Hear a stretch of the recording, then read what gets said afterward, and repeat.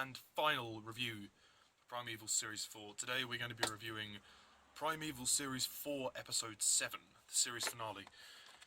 Right, let's get down to business. So the plot, such as there is one, is that the team have to go and do their usual shit and confront another enemy. It's set in this prison, and like, there's this anomaly that opens, but there's actually another duplicate version or part of that anomaly that's opened somewhere else as well. So they discover that the anomaly can split itself into sections, which is interesting. Meanwhile, Danny Quinn comes back. Yay, Danny Quinn! Yay! Danny comes back through the anomaly and helps the team fight off the terror birds. The team draw Ethan to them. Emily is undecided about whether to stay or go. Philip Burton is tightening the noose, and Danny brings them information that Philip is in league with Helen Cutter, or was, as Helen is now dead. And we discover after a series of unfortunate circumstances, that after all this time, Ethan and Danny are brothers. That is the big twist, folks. Ethan and Danny are brothers, and the episode kind of ends with Danny trying to go after his brother back through the anomaly. Connor tells Philip about his predictions of the anomalies, that they're just going to keep multiplying and multiplying. Philip is causing tension. Jess does nothing again, and yeah, that's it. That is it. That is all that happens in this episode. It sounds like quite a lot, but it's actually not. This episode sucks. It sucks. It is terrible. I mean, I live for Primeval. It's a great show. It really is. I mean, the first two series are absolutely stellar. The third one was good, but it wasn't great. It was good. It was a good series, but albeit long, it actually went somewhere. The problem I have with episode 7 is that it doesn't feel like a finale. It just feels like half of a series. Like, because the original intention was to do one series of 13 episodes, of series 4 and 5 combined together as one series, which would have made much more sense given the way the story pans out. But the problem is, they haven't adapted this script to make it feel conclusive. It feels very inconclusive. That is the biggest issue with this episode. It's very inconclusive. It doesn't feel like a finale. And you can tell that. I mean, the writing is just terrible. They've given up. They have absolutely given up with this. Like, the entire plot goes nowhere. This entire time, this entire series, we've been sitting there wondering, what the hell is going to happen? Who the fuck is Ethan? What the fuck has he got a vendetta for? Why is Emily here? So many questions are left unanswered at the end of this episode because it doesn't feel like a finale. And if it was just one series, I could kind of accept it, because it would only be another week till the next episode. But it sucks. I thought the series 3 finale was bad. Oh god. I mean, the highlight of the episode is, of course, that Danny comes back, and that is a great sense of relief for me, because I mean, finally something good came out of Series 4. I mean, oh god. To be honest, it's just something of a missed opportunity. I personally feel that Danny should have been in the entire series as the team leader. Again, they should have brought him back at the same time that Abby and Connor did, which would have been much better. I mean, the cast, as per usual, are the same. Ciaran McMenamin. What a fucking great performance. The guy has been consistently bad throughout the series. I don't give a fuck about Matt Anderson and his plot. He's from the future. He's trying to change the past to make the future better. I can understand that, but at least make the character likable. I mean, I didn't give a fuck when his dad died, and I wouldn't care if he died either. And in this episode, he's just as bad. I mean, he's just this stoic, bland performance of nothingness conveyed on screen. And he basically tells Emily to fuck off back into her own time at the end, in a nice way.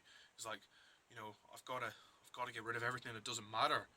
I need you to go back. It's like, well, cheers for that. And then she gives him a kiss. Oh, bless her, she's in love. Why'd anybody be in love with that prick? Ugh, Jesus Christ. Sorry, that's blasphemy. He's just terrible.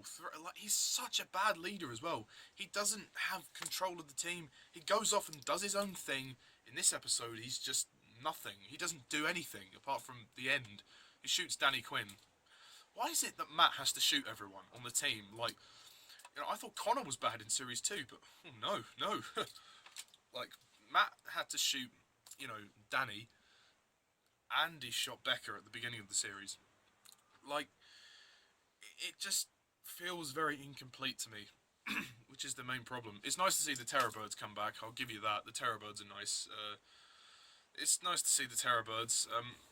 I don't think this is a complete fail, but it is bad. It is a just wasted potential. Like, and the whole thing with Danny and Ethan, or Patrick, or whatever his name is, being brothers, you know, it's a nice callback to Series 3, I'll give you that, but, you know, it's not developed far enough. If Danny and Ethan were to return in Series 5, I might have been able to let this off, but no, it doesn't. This is where it ends. The subplot doesn't go on any further than this, which is the biggest problem. They just leave it unresolved. Everything is unresolved. You know, you just sit there going, for fuck's sake, what have you done? But no. Ugh. The cast, I mean, we already talked about Ciaran McMenamin. Angelique Potts and Hannah Spearritt are both great in their parts. I mean, Hannah Spearritt's acceptable now.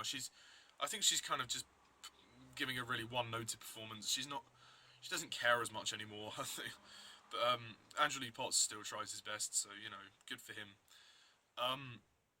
You got Ruth Kearney as Jess. Jess is okay. Again, she does nothing but from sit at the desk all the time.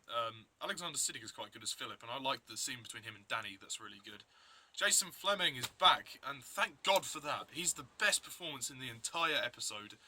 And, I mean, aside Lester's cool. But, I mean, he's a shining beacon of light in this film. And, you know what? He's great. He's absolutely great. And I loved seeing Danny back in this. You know, I'm not... Sorry about that, I had to do something. I'm not going to lie to you. I do find some of the scenes in this episode quite intriguing. Like the scene with Danny and Patrick, or Ethan. I don't know what to call him, really. I mean, Danny and Patrick, you know, that interrogation scene is just... It's interesting. Because, you know, if you've been following the series up to this point, it means something for Danny, because, you know, Danny thought he'd lost his brother, but his brother's alive, so, you know, it's quite emotional drama. It's quite emotionally quite dramatic, and it could have been some great drama. Like, if Danny was in the entire series, this plot point could have been amazing. It really could have been. Like, if Danny was the leader in the whole series, and then it could have been about Ethan getting back at Danny, that would have been so cool. I would have really dug that. But no, it had to be... I don't really get Ethan's beef, like, with Patrick. I don't get his beef. I don't get what the hell his problem is. Like, he captures Emily constantly. Emily's just... Emily's such a pointless character. She's just a damsel in distress for the entire series. She's captured constantly. And then she's told to fuck off back to her own time at the end. And don't worry, folks, she'll be back for Series 5.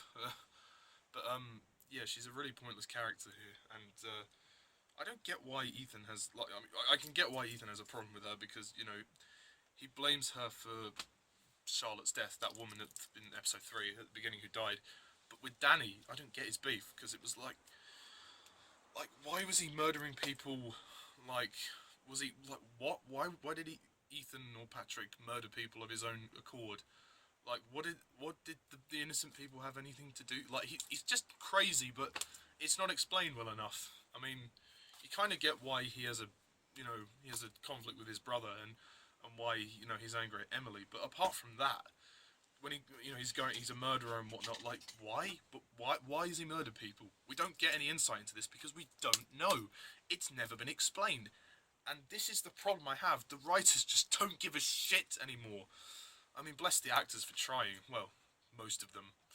I mean, the actor who plays Ethan or slash Patrick, he's not even that good.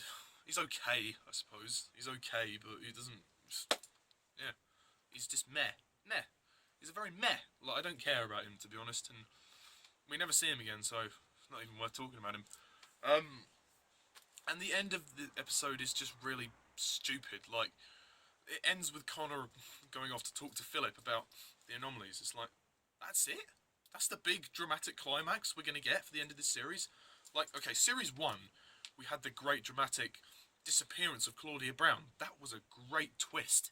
That was a great suspenseful ending. Series 2 was a great emotional ending. Stephen died, and even though I didn't really like Stephen, that was still sad. Series 3 was... it was a weird ending. I didn't really like... It was really anticlimactic. It was rushed. It was awfully handled. Helen's death was terrible.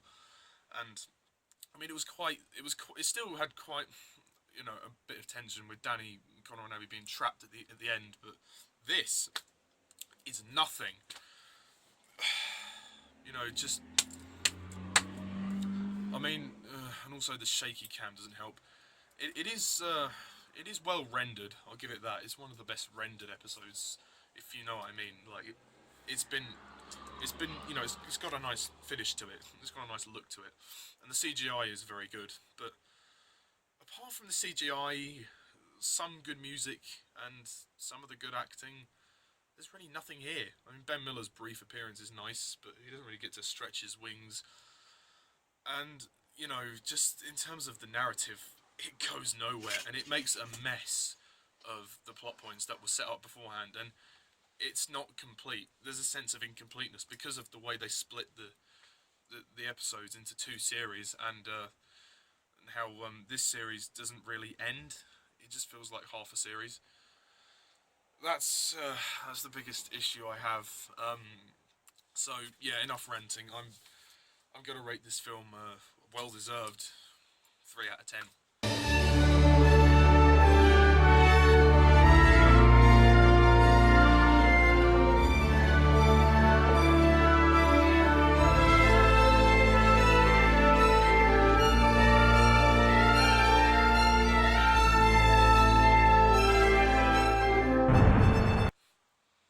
Oh yeah, and did I mention the opening sequence was shit? All the opening sequences from now on just become really shit. Like, they're just terrible. I mean, the previous one was you know, that woman getting killed by the dog.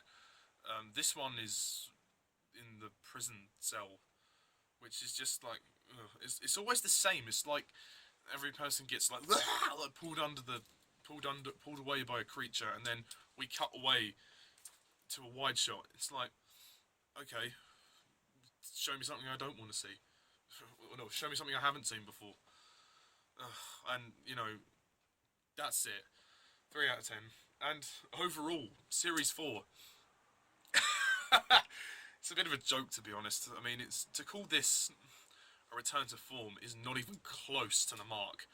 Series 4 is where it starts to get really bad. I mean, if you thought Series 3 was bad, I mean, take another gander, please, because this is even worse. I mean, you know, we have two great series. Series 1 and 2 were awesome. They were stellar. Series 3 was good, if a little bit confused with itself. This is just a shambles. This is a bit of a mess, to be honest. I mean, it doesn't know where it wants to go. It doesn't end properly. The characters are bland for the most part. I mean, there's a couple of good episodes in there, but overall, it's just a very disappointing episode. It's just dull, like, very dull. Like, it just feels very depressing. I don't feel excited when I watch the episodes of Series 4, apart from the first 2. They're not bad, but,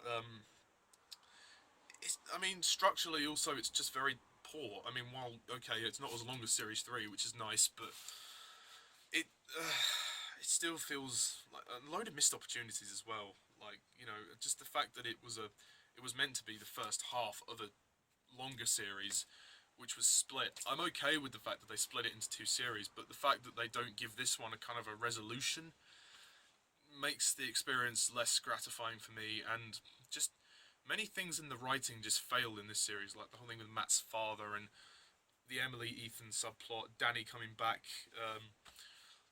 You know, I mean, it's just, I mean, there's loads of fan service in here as well, just to remind you how this isn't series 1, 2, and 3.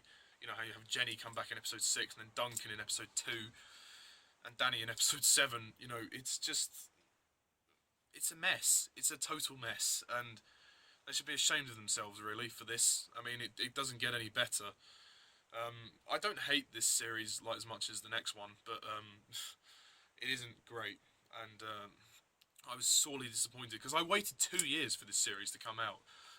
For this series to air, and we waited 2 years, and this was all we got. Shameful. The new characters had nothing for me, really. Yeah, I don't like Matt. I'm not the biggest fan of Jess, but I can tolerate her. Also, the absence of Sarah is a bit of a shame. I mean, Layla Rouse couldn't do it due to filming restrictions. She couldn't go out to Ireland to film, which is fair enough, you know, but... I mean, couldn't they have recast her? I suppose that wouldn't have been fair, really, but... Yeah, Series 4, it's extremely disappointing. That's all I've got to say for now, so, yeah, that's it. Tune in next time when I do my Series 4 episode ranking. Yay! This will be an interesting one. I'm going to have to go back and look at some of my thoughts for each episode, because I'm not sure what I'm going to do for my list now. So yeah, but that's it for now. Yeah, tune in next time for the ranking, and then on to Series 5. Anyway, so thank you all for watching, and as always, I'm Mr. Toddus11. See ya.